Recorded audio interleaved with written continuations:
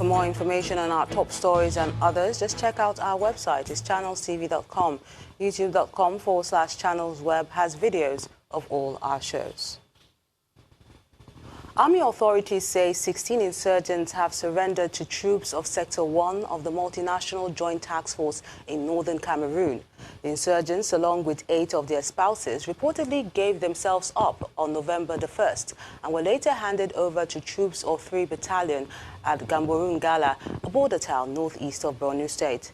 A statement from the Army Operations spokesman says during interrogation and profiling, the terrorists confessed to have actively participated in attacks against both military and civilian targets at various times.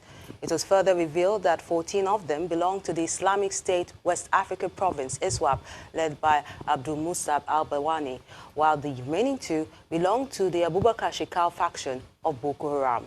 According to the statement, the repentant insurgents regret their participation in crimes against humanity and are now appealing to their former colleagues to surrender before it's too late. And let's move over to Abuja studios, where Maupe is standing by with more stories. Great to see you, Maupe.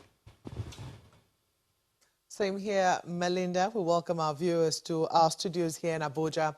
Human rights lawyer Mr. Femi Falana has vowed to return to court over the continued detention of the convener of #RevolutionNow protest, Omoyele Sowore, by the Department of State Service.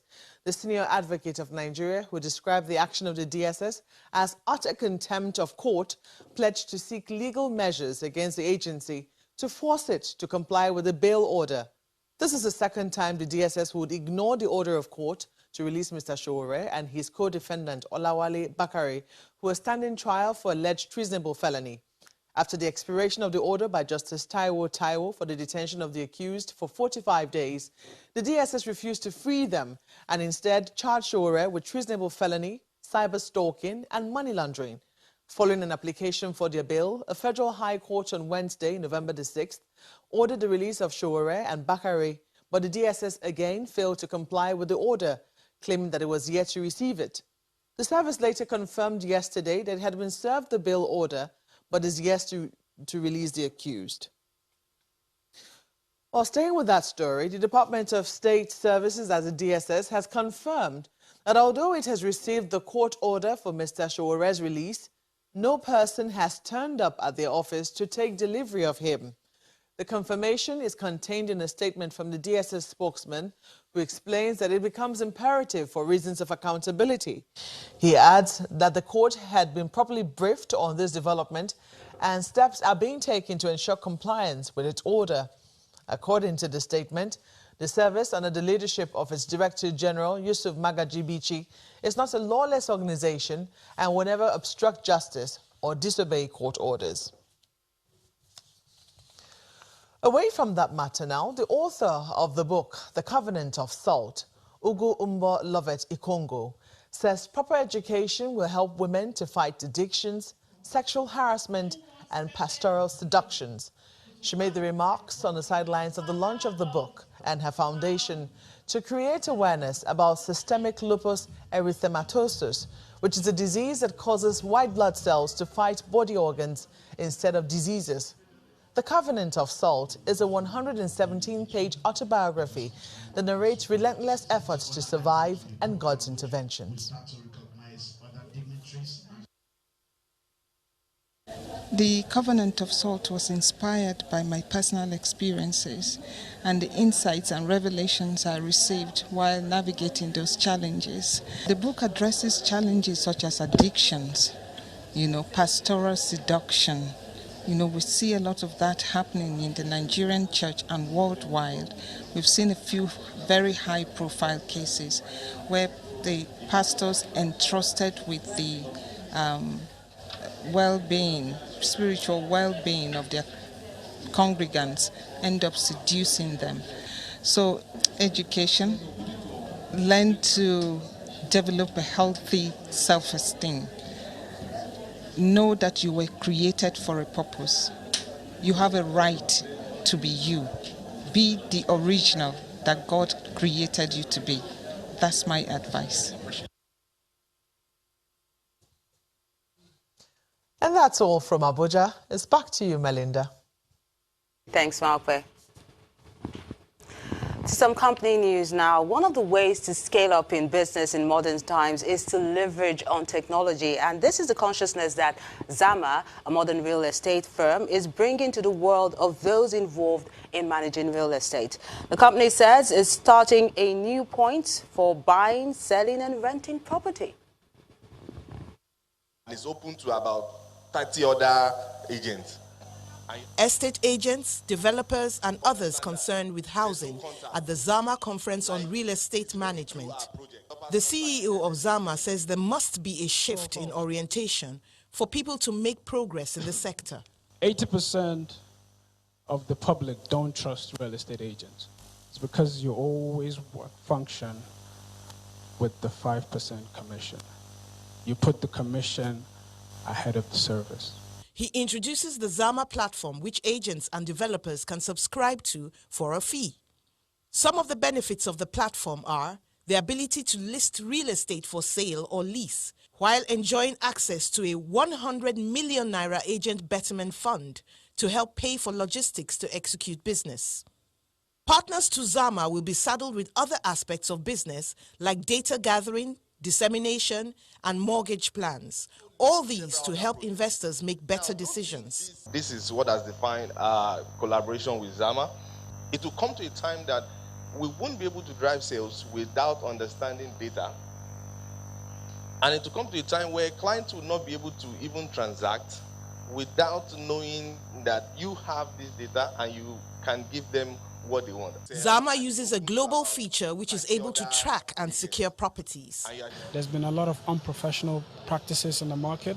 There's a lot of duplicity of listings on platform, but our platform is more secured and is geotagged so that no other person can own a property that is not actually owned by him. So as an agent, you can't even list a property on our platform without going through the vetting process. The Zama app can be downloaded and used by anybody to view details of listed properties and verified agents. And then take that contract and you can broadcast. Subscriptions for agents start at as low as 5,000 naira and increase with the sophistication of the agency service. Market you to the right people. So politics now. Ahead of the November 6th governorship elections taking place in Bayelsa State, the candidates of the ruling People's Democratic Party, PDP, and the All Progressives Congress, APC, as well as other political parties, have signed a peace accord. They promise to play by the laid-down guidelines of the electoral umpire and desist from any form of violence. Present at the event were the Inspector General of Police and officials of the Independent National Electoral Commission. Political actors in the upcoming governorship election in Bayelsa State have signed a peace accord that binds them to play by the rules of the electoral umpire and stay away from violence. APC, please get ready. All Progressives Congress. As Bayelsans eagerly await their chance to vote in the November 16th governorship election, the electoral umpire, INEC, is confident of a credible process. This is the assurance coming from the INEC chairman as he meets with politicians and some governorship candidates in Yenagoa, the Bayelsa state capital. The Commission has also delivered all non-sensitive materials to our office in Yenagoa long ago. They have all been sorted out, categorized and batched. The sensitive materials are also ready, and the Central Bank of Nigeria is delivering them to Bayelsa State by this weekend. One of the major objectives of this meeting with INEC is for parties partaking in the election to sign a peace accord and abide by the rules of engagement. Some of the candidates expressed their commitment to the process, promising to treat it with the seriousness it deserves. The IG have said to us categorically that this time around, because it's only Bayelsa and Kogi, their eyes are on Bayelsa, that this time around they are going to arrest post-school. So we are waiting. I just hope that this time around, nobody will be thinking of violence and using violence to win elections. Nigerians are watching. We are committed to supporting, strengthening the election monitoring body to conduct free, fair and credible election in these states. For the Inspector General of Police, who is also here as one of the stakeholders, measures to forestall security breach are being put in place. All police officers attached to politicians in Kogi and Bayelsa for the purpose of these elections are withdrawn. On the election day, they will never be seen with their principals. If they are seen, they will be arrested. The signing of the peace accord by the leaders of the 45 political parties who are expected to participate in the Bayelsa state governorship elections, which is only 9 days away, is expected to reassure Bayelsans that the elections this time will experience little or no violence, even though such a feat has never been achieved in the political history of Bayelsa state. Dobra Timiwood, Channels Television News.